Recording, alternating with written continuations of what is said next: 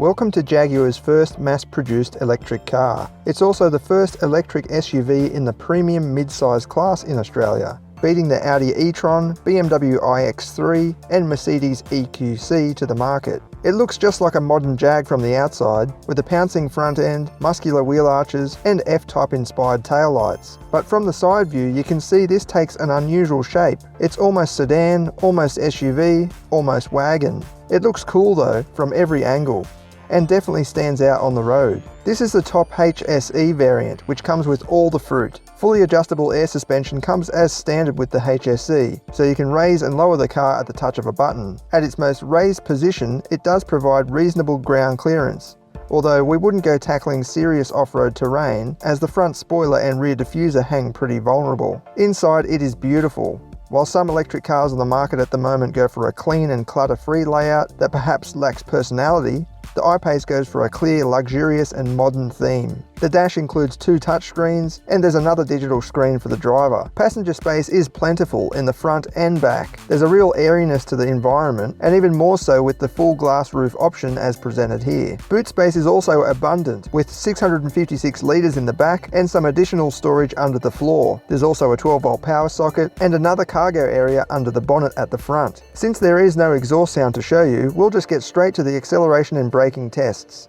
With an almost full charge, we actually managed to better Jaguar's 0 to 100 claim of 4.8 seconds.